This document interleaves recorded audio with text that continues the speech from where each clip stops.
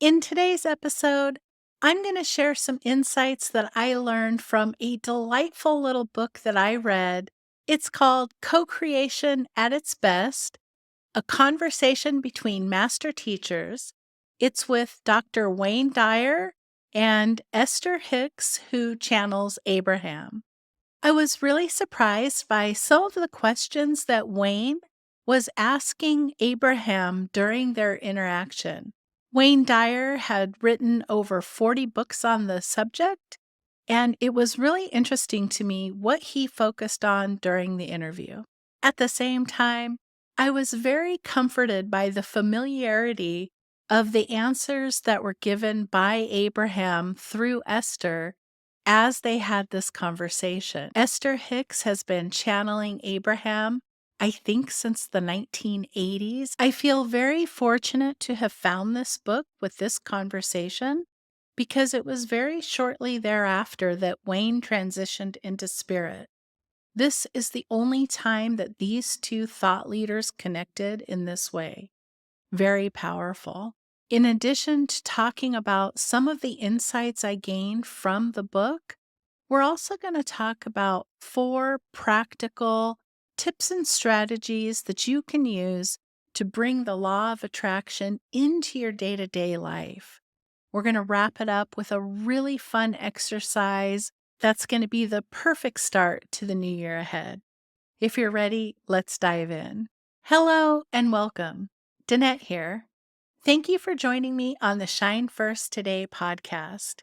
If you're interested in learning how to be highly productive without feeling stressed out, then please consider liking and subscribing so that you can stay informed when we release new episodes like this one.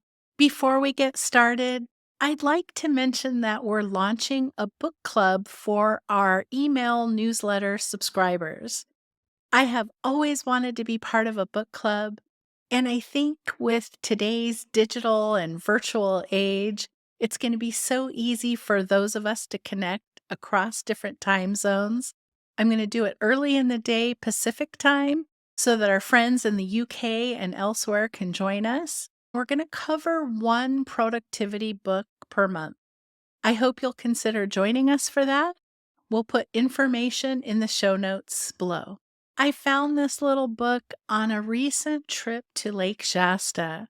My husband and I were traveling on a road trip, and we popped into one of our favorite little shops. It's called Soul Connections. You might have heard of it. And I was wandering through the shop and looking at the different things. And I wasn't really particularly looking for a book, but I happened upon the section and I saw this book, and it was a conversation between Dr. Wayne Dyer and Esther Hicks, who channels Abraham. And I got so excited. I was standing in the bookstore and I literally felt chills running down my spine. I thought, Wayne, as we know, has transitioned into spirit, and this conversation had never happened before. It was so interesting to hear some of the questions that Wayne was asking. So, a little bit of background. Dr. Wayne Dyer has written over 40 books. One of his most well known books is called Your Erroneous Zones. You might have heard of it. He is a wonderful spiritual thought leader in this community.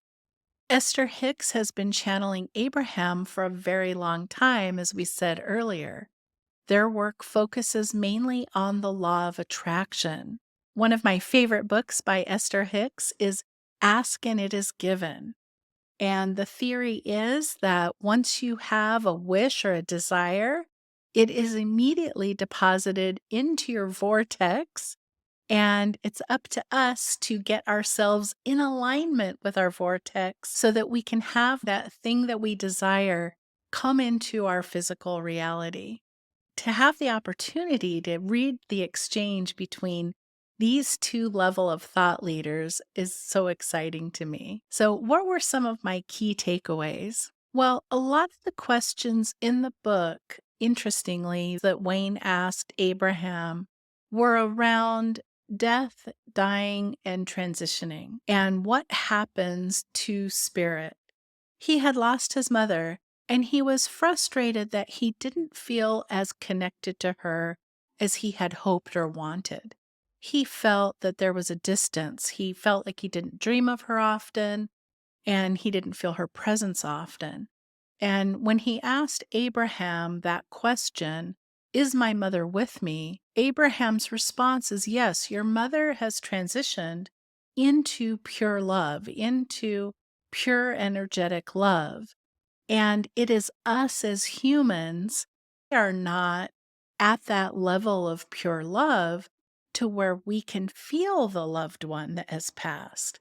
Abraham talked a little bit about what Esther went through when Jerry passed away. The point was that our loved ones are with us after they transition, and they are with us all the time. It's that it's us that sometimes have a hard time feeling their presence. It's hard for us sometimes as humans because we're focused on the good things that are happening in life, the bad things that are happening in life. It's hard for us to be at that pure level of love that we need to be to interact with them. But Abraham was very positive that our loved ones are with us. They're watching in on us, they're accessible to us, and they live in an energetic field of pure, unconditional love. I thought that was just beautiful. In the conversation of the book, Wayne shares a couple of very personal stories about pivotal moments in his life where something really significant changed. The first that he talked about was his relationship with his father. His father was an absentee father, and it created a lot of hardship being raised by a single mom. And he had a lot of anger towards his father. Over the years, that anger festered and grew. His dad passed away, and at some point in time, he went to visit the cemetery where his dad was buried. And he went and just had it out with his father and just said all the things at the cemetery that he had wanted to say. And he was just wrecked after, crying and in tears. He said that was very cathartic in a way, that his life changed from that moment. He had said all the things that he wanted to say, and he let all the emotion and all the hatred that he had been holding, he let that out and released it. And he said he just knew at that moment he was different. The question that he asked Abraham, which really surprised me, was, "Does my dad love me?" Abraham said, "Yes, unequivocally. Your dad loves you." It was when your dad was human. We don't know what your dad was going through. And they talked about that. His dad is in spirit form, his dad is in the place of unconditional love. But when he was a human, he might have been pinched off from the understanding of that unconditional love. It wasn't what Wayne would have wanted from his father. And Abraham pointed out that it was part of the process of making Wayne who he was. It was part of how Wayne got to where he was because of the turbulent relationship with his father as a young man. So he might have gotten to where he was, but it wouldn't have been as fast. His dad was like a catalyst for a lot of the things that Wayne understood to be true. I thought that was a really powerful commentary. A lot of times we wish other people were different. We wish our family members or even our friends behaved in a different way or did something different. And Abraham is suggesting that we just take a step back and remember that all of us are connected to the energy that creates worlds, and that unconditional love is loving on all of us unconditionally. And even though we in our human selves may not express it the way someone else would like us to. So that was a really interesting, pivotal moment in his life. Wayne looked at it as a kind of challenge and maybe he wished he hadn't had it, but Abraham was saying, no, that's part of your strength. That's part of what made you who you are today. The other pivotal moment in Wayne's life he talked about was when he earned tenure at the university. Tenure is the holy grail of what teachers are looking for.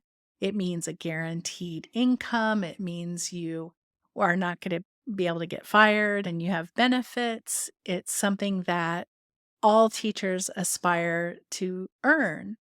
When he earned his tenure, he said he was driving in the car and he had a complete meltdown. He said he pulled over the car. He was just shaking, is how he described it.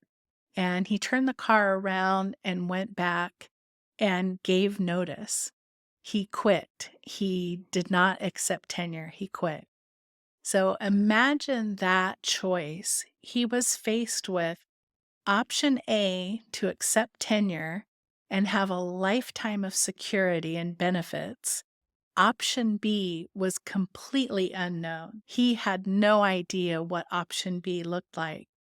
And he chose option B. He chose to go into the unknown head first.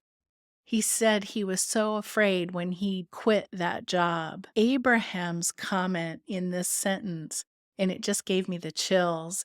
Abraham's comment was, "You gave up your bondage." Wow, that is amazing. The safety and security that came with earning tenure, and Abraham called it bondage. Wayne went on to say that in the following 12 months, he earned more money than he had in the previous 36 years of his work life combined. Isn't that crazy? Sometimes we have really difficult decisions to make, and it is often so easy to pick the path that is known, and it is so hard sometimes to take that leap of excitement and that leap of adventure to go into the path that is unknown. This conversation is reminding us how rewarding it can potentially be to live in alignment with what your heart is telling you. When he had the panic attack, essentially, about accepting tenure, that's a sign that that wasn't the right move to make.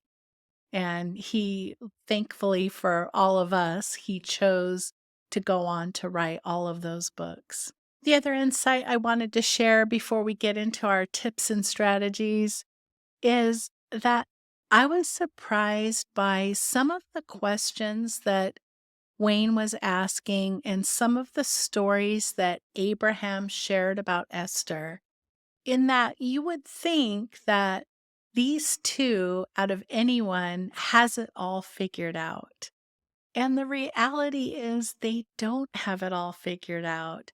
They are human, they have wants, desires, they get tripped up on themselves, just like all of us. I know I certainly sometimes have a tendency to think that other person has it all together.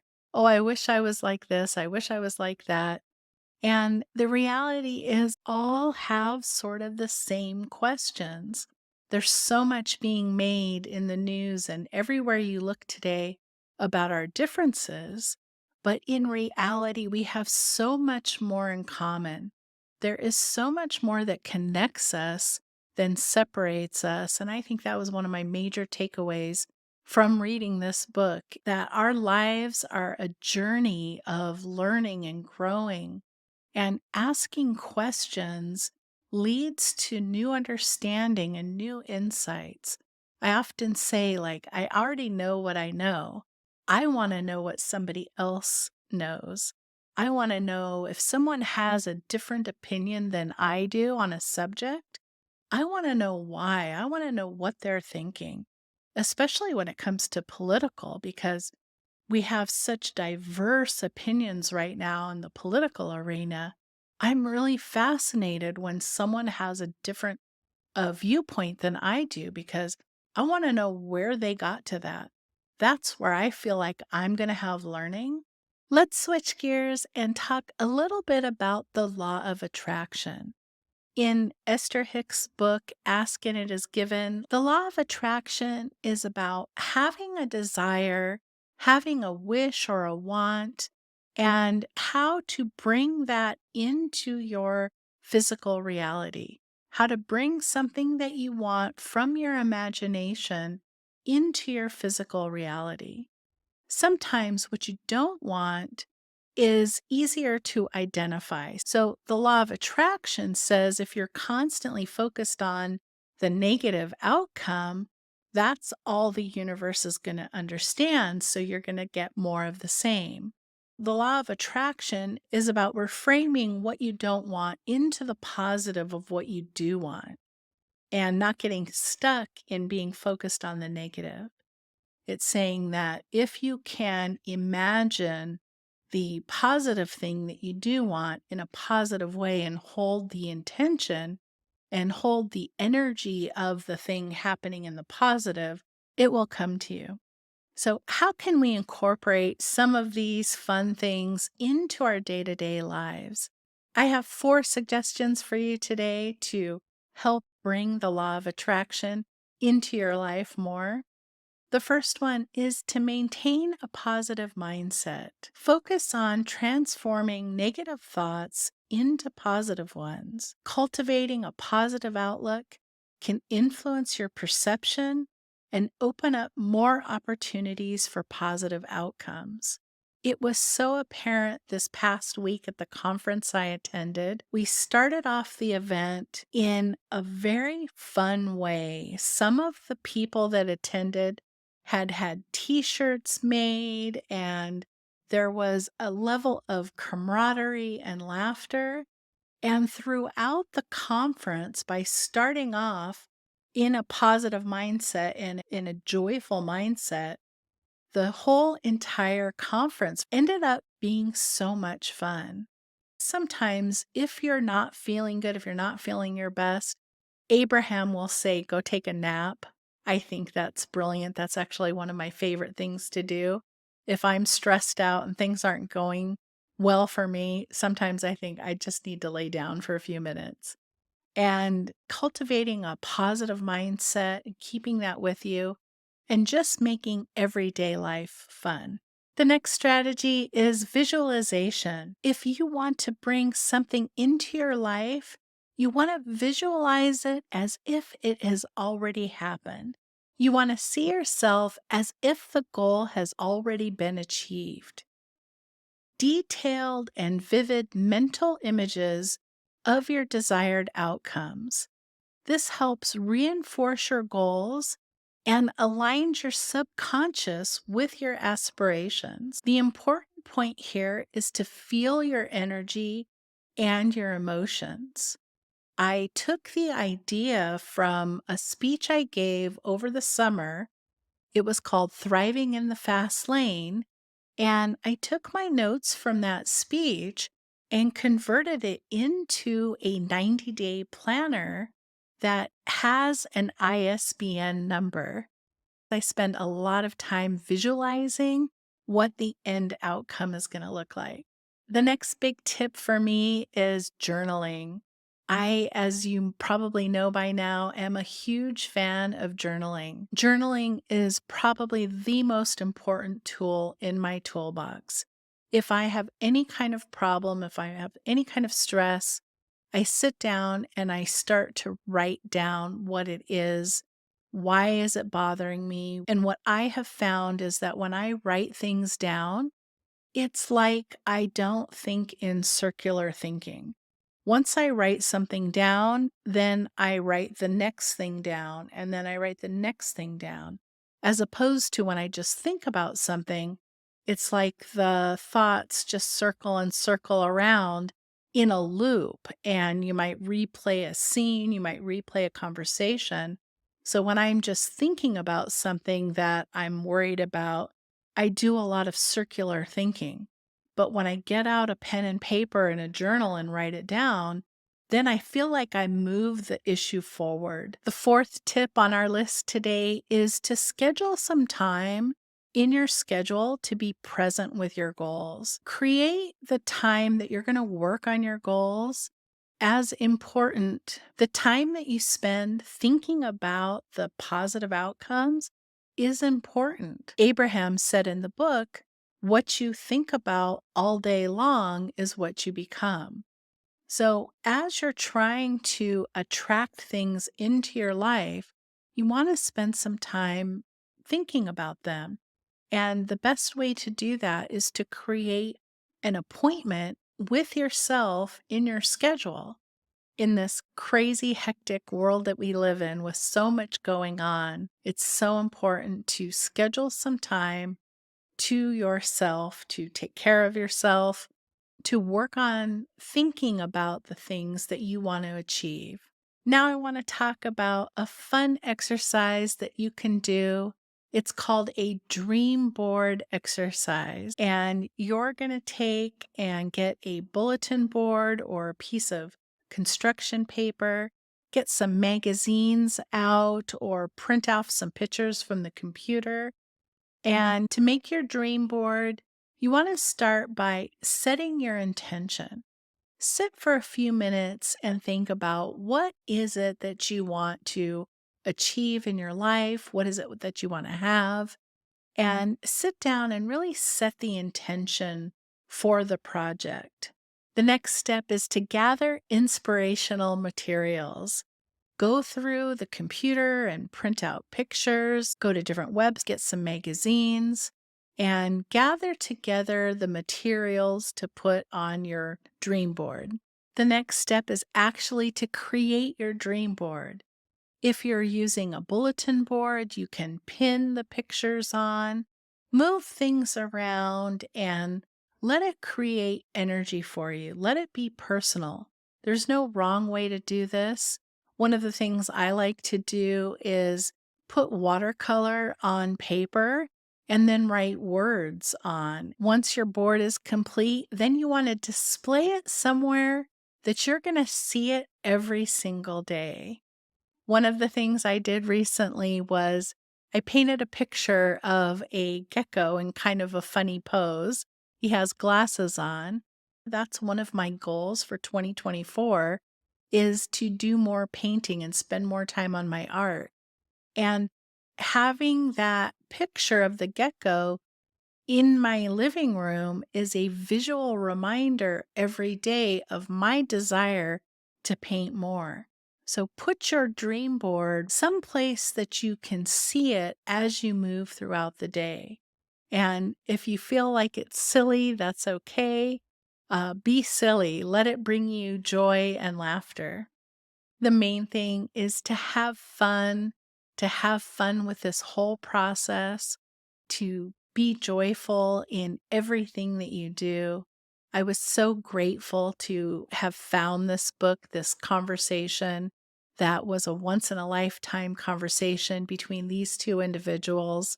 It was so inspiring. I'm so grateful that Wayne didn't take the tenured job and continued to write books. I'll put links for both Wayne and Esther in the description below. I also have an ask of you. Could you please write in the comments what your experience has been with either Wayne or Esther? How have their writings affected you in your life? What experience have you had with the law of attraction? I recently started a series on the topic of speaking positive. I will link to the first episode here. Thank you so much for joining me today. I so appreciate you. I'm sending you light and love. I hope the rest of your day is amazing, and I'll see you in the next episode. Thank you.